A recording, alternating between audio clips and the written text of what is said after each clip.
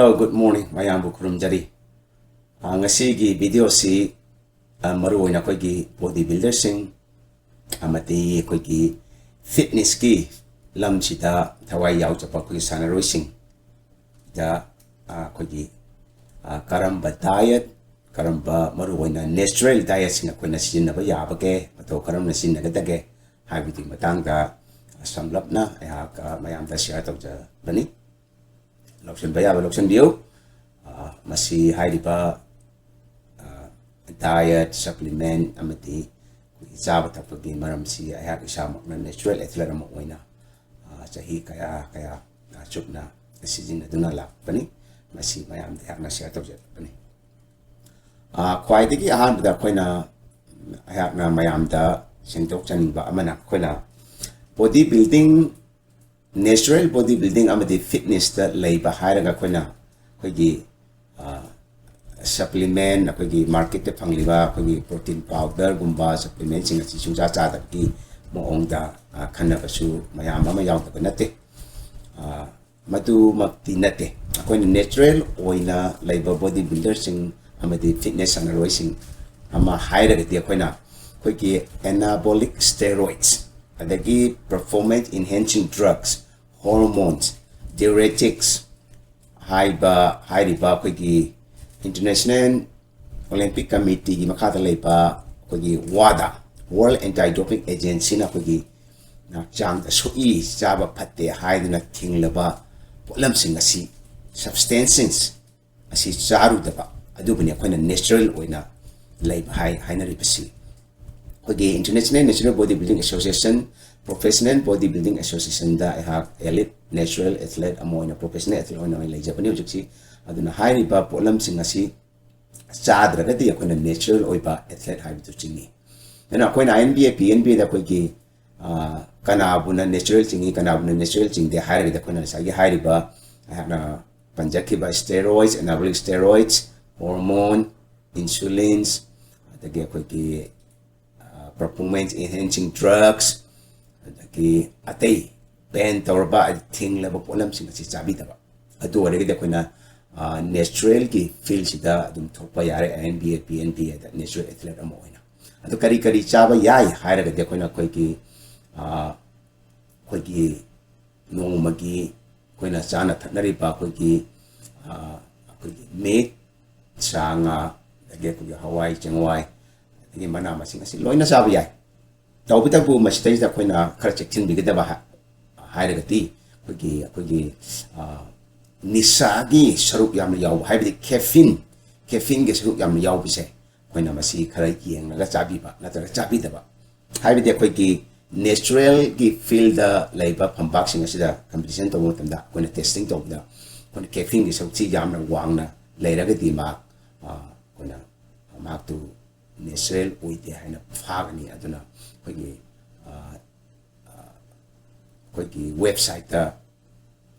Hall of Shame ikai tiningai or badumbo Hall of adumba mi tolda mogi photo ne adagi mogi maramda iraga koina share tawe kogi INBA PNBA dadi daduna koina sumba chi chabiru da batai di loina CHABA YAI adu koina supplement market ta phangba koi kaithel da shop ta yonba kogi potlamsing hairaga de koina CHABA YAI hairaga de koina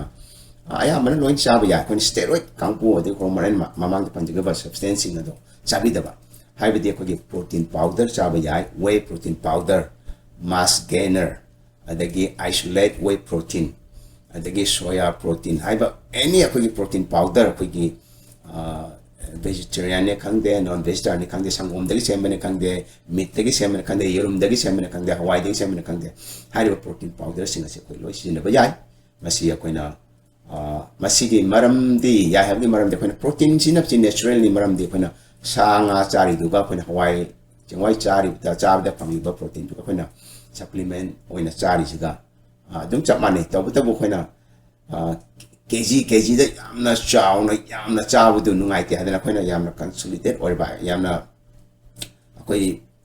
punsil laba adu kitang chara chu yamna phangba yaba adu mo ong da moina protein powder oina selok pasing sisi na hen lai hadana koina protein powder si oina si na bane aduna masidayda koina natural oide hagi wapam kaisu laite si loina natural ni haibda koina hakchang da yauriba koi hakchang na mathau tariba adumba potlamsing adu chabdo adu de koina natural kaweba adu mathau ta da ba haibdi koi hakchang da yaujada ba tongan ba yamna alien or potlam ma hapsan bu adu ne koina steroids na khotang tawisi adu de koina thing ne kogi INBA PNBA natural pam vaccine da ado kogi high protein powder sing si CHABA YAI asi vegetarian obayai adagi kogi sanga dagi sembo oisanu yerum dagi oisanu nga dagi oisanu ni obayai dagi amana kogi hariba kogi chemical sing da haragana kogi minerals and chemical sing da haragana kogi creatine BCAA branch chain amino acid harse adagi kogi glutamine adagi arginine haidana lairiba kogi minerals sing asi kogi hakchang da loina mathau taba adumba minerals sing ni masi akoina loina sijenaba yai koina cell leiragadi ngamagadi adu masi akogi natural product atani aduga kogi hakchang sidaida yauri bani madu akoina sanaba matamda kanna sanaba matamda lousinbiyudu koina madu hanjinnaba amu hapchanaba haidana koina hairiba potlamsing asi chagu mathau tari bani aduna koina adum CHABA YAI hariba potlamsing asi adudagi akoina natural body builder amu oina koina steroid ati hormone atai tai potlamsi chadamne koidadi sanabisna muscles jakhana basem basi yamna wana to e matam change aduna koina hariba supplements protein powder gumba glutamine creatine BCAA arginine haidana lairiba koigi minerals sing chemicals sing akoi potlamsing ase diet supplements sing se koi chabiba adugi matakta koigi yamna mathau taba amana koigi vitamins adi multivitamins vitamin C vitamin E kwadi maru obisi koigi multivitamins chabiba adagi madugi matakta koina extra oina koi vitamin C chabiba adagi vitamin E aduga koi yarga dingam lagida koina koigi fish oil tablet on yonba fish oil che si chabiba vitamin E fish oil and vitamin C mu koigi chabda koina koigi hakchangi joints amada koigi brain da koigi yamna tangai faten hai aduna ngamlagadi hairiba vitamin multivitamins vitamin C adagi vitamin E hairiba potlamsing cha koina chabiba kami am recording masi yamna mathau tai adudagi koina chabsi kamai to dana koina body builder amo oina fitness athlete amo na kamai to na chaga tage hairaga te koina nongmada koina charasi ahum muktang chab gi muhutta koina yaraga de koi charase mari manga taruk lap thona chabiba adu oiriga di hena koi hakchang dar chupsin ba singam me koi muscle sing na koi gi hakchang gi chupsin ba ngam me haida vitamin sing mineral sing amati protein sing carbohydrate sing se hena chupsin ba ngam me haibadi koina chabam tamda koi gi ayukta gi chabda nimidangi pung se taret nipan mapan aduai baudum chabi biai aduga pung kaya mu khena ga dege haraga da koina pung si ani dagina hum khena ga ki chara se chabiba ada kaya am chaga dege haraga da koina 80 to 85% koin mari fu dagina mari pu dramanga swai bagi percent da koina pukse khara than lap tong na chabiba haidi ra than na chabi da ba smai tawra ga de koina hakchang china kogi hakchang da mathau tai ba kogi protein mineral sing asi chupchin banga me yamna ningchi jana adu dina tana koina chara ani da takatana sakatpi sasinpi adu bataw tu de koina ayamna maning thongum da thoki baram de koina chang na chupsin banang odabana hari mada ayam sakya duna yari ge de koina yamna sasin da bida chara se manga tarura no da chabiba adu oira ge de kogi chang chi da yamna kana pasi pame ada body builder amana athlete ama oina koina CHABA yaba polam ching sikari kari no haira ge de kogi iram dam klai pakta phangda haira ge de kogi mana masing da haraga any asang ba kogi mana masing sing si CHABA fai adida ki kogi karigumba sanga chada bida sanaro chada bi sanaroi ama oiraga di kana hawai koi chana nung hawai hairiba hawai gi chachi adu loina adum chinna ba yai kogi yamna protein chi yamna wangna phangbanina aduga vegetarian chu oisanu non vegetarian chu oisanu sanga CHABA kangbu chu oisanu koina animak na maru oina chadaba yadaba chinjak hairaga de koigi mana masing chi ꯀꯥꯎꯕꯤꯗꯕ ꯆꯥꯕ ꯀꯥꯎꯕꯤꯗꯕ ꯑꯗꯣ ꯏꯔꯝꯗꯝꯗꯗꯤ ꯑꯩꯈꯣꯏꯒꯤ natural ꯑꯣꯏꯕ organic ꯑꯣꯏꯕ ꯃꯅꯥ ꯃꯁꯤꯡꯁꯨ ꯌꯥꯝ ꯂꯩꯕꯅꯤꯅ ꯌꯥꯝꯅ ꯑꯗꯨꯝ ꯆꯥꯕ ꯌꯥꯏ ꯑꯗꯨꯒ ꯅꯣꯡꯃꯗ ꯆꯔꯥꯁꯤ 5-6 ꯆꯥꯕꯁꯤꯗ ꯑꯩꯈꯣꯏꯅ ꯌꯥꯔꯒꯗꯤ ꯑꯗꯨꯝ 3-4-5-6ꯂꯛ ꯑꯗꯨꯝ ꯃꯅꯥ ꯃꯁꯤꯡ ꯑꯗꯨꯝ ꯍꯥꯞꯄꯤꯕ ꯆꯥꯕꯁꯤꯗ ꯑꯗꯣ ꯃꯁꯤꯅ ꯑꯩꯈꯣꯏꯒꯤ ꯈꯣꯡ ꯍꯥꯝꯕ ꯈꯣꯠꯄꯗ ꯑꯗꯒꯤ ꯑꯩꯈꯣꯏꯁꯤ ꯄꯨꯛ ꯊꯟꯅ ꯊꯟꯕ ꯃꯥꯜꯍꯟꯕꯗ ꯌꯥꯝꯅ ꯃꯇꯦꯡ ꯄꯥꯡꯉꯦ ꯑꯗꯨꯅ ꯑꯩꯈꯣꯏꯒꯤ ꯌꯥꯝꯅ ꯀꯦꯂꯣꯔꯤꯁꯨ ꯅꯦꯝꯕꯅꯤ나 ꯑꯩꯈꯣꯏꯒꯤ ꯃꯅꯥ ꯃꯁꯤꯡ ꯀꯦꯂꯣꯔꯤꯁꯤ ꯅꯦꯝꯕꯅꯤꯅ ꯑꯩꯈꯣꯏꯗ ꯅꯣꯏꯈꯠꯄꯒꯤ hakchang ꯂꯨꯝꯈꯠꯄꯒꯤ ꯑꯗꯨꯒꯨꯝꯕꯒꯤ ꯄ꯭ꯔꯣꯕ꯭ꯂꯦꯝꯁꯨ ꯄꯤꯗꯦ ꯑꯩꯈꯣꯏ ꯃꯅꯥ ꯃꯁꯤꯡ ꯆꯥꯕꯁꯤꯅ ꯑꯗꯒꯤ ꯑꯩꯈꯣꯏꯒꯤ ꯃꯅꯥ ꯃꯁꯤꯡ ꯍꯥꯏꯒꯗ꯭ꯔꯥ ꯑꯩꯈꯣꯏꯒꯤ ꯂꯩꯅꯨꯡꯗ ꯂꯩꯕ ꯄꯣꯠꯂꯝꯁꯤꯡ ꯍꯥꯏꯗꯤ ꯀꯥꯔꯕꯣꯍꯥꯏꯗ꯭ꯔꯦꯠ ꯆꯥꯕꯁꯦ ꯀꯥꯔꯕꯣꯍꯥꯏꯗ꯭ꯔꯦꯠꯁꯤ ꯀꯔꯝꯕ ꯀꯥꯔꯕꯣꯍꯥꯏꯗ꯭ꯔꯦꯠ ꯆꯥꯕꯁꯦ ꯍꯥꯏꯔꯒꯗꯤ ꯑꯩꯈꯣꯏꯅ carbohydrate simple carbohydrate complex carbohydrate ꯍꯥꯏꯅ ꯑꯅꯤ ꯊꯣꯛꯅ ꯈꯥꯏꯗꯣꯛꯑꯦ ꯃꯁꯤꯗ ꯑꯩꯈꯣꯏꯅ ꯕꯣꯗꯤ ꯕꯤꯜꯗꯤꯡ ꯑꯩꯈꯣꯏ ꯑꯦꯊ꯭ꯂꯦꯠꯁꯤꯡꯅ ꯆꯥꯒꯗꯕ ꯀꯥꯔꯕꯣꯍꯥꯏꯗ꯭ꯔꯦꯠꯁꯤ ꯑꯩꯈꯣꯏꯅ ꯀꯔꯝꯕꯅꯣ ꯍꯥꯏꯔꯒꯗꯤ ꯑꯩꯈꯣꯏꯅ ꯑꯩꯈꯣꯏꯒꯤ complex carbohydrates hybrid complex carbohydrate के देखो ना मरु ना कोई की तुम्बदा यामना सांगना चंगबा पोटलमसिंग हाइरे देखो की मंगरा गुम्बा अदगी कोई ब्राउन राइस का जो कोई चा चुजा अदगी कोई की हार कोई की मंगरा गुम्बा तो हार हाइडी लेनिंग द ताब पोटलमसिंग चा बदा यामना काने मुझे कार्बोहाइड्रेट का कोई complex carbohydrate complex carbohydrate जो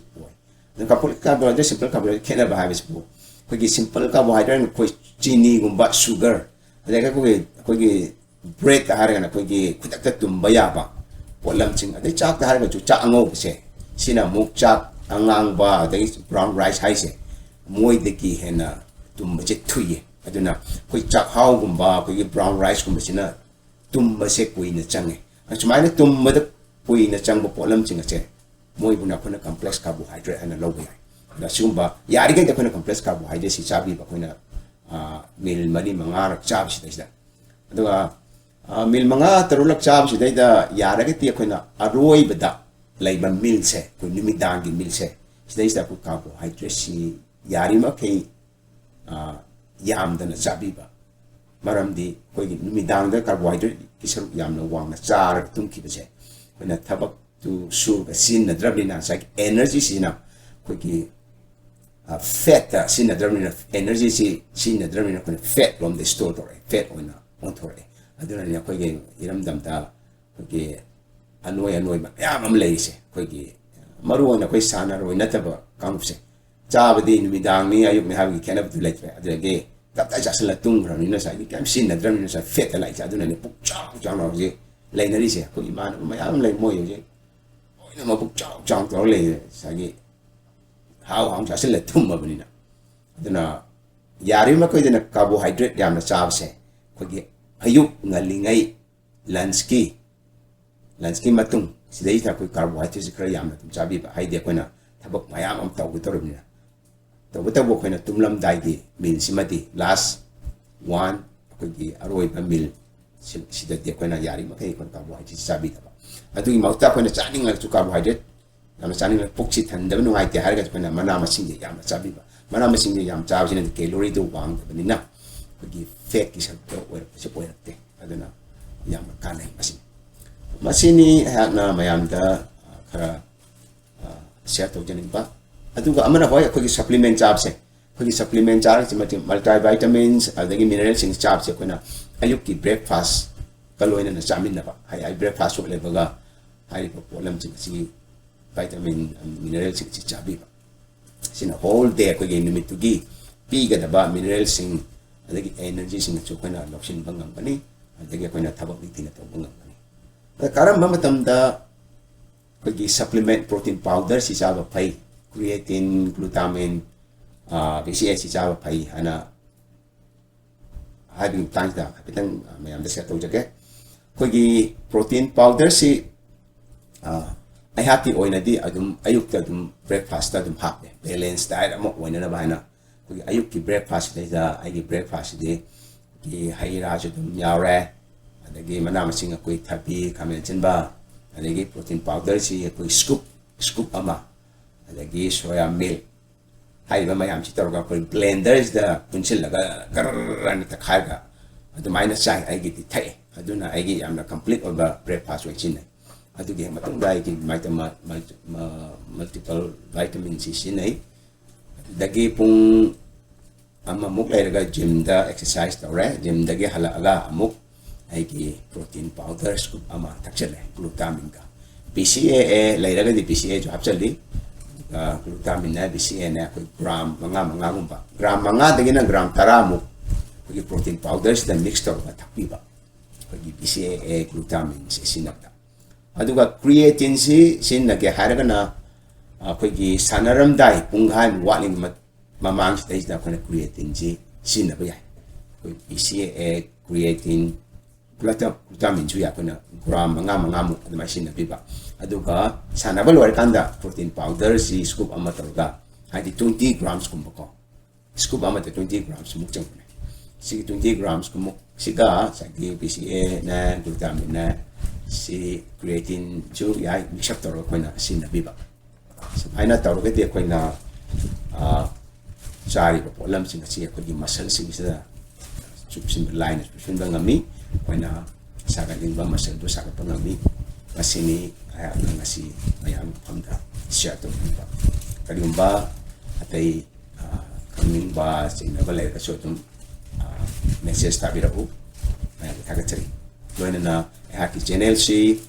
subscribe to view like to view share to view matang di video da amok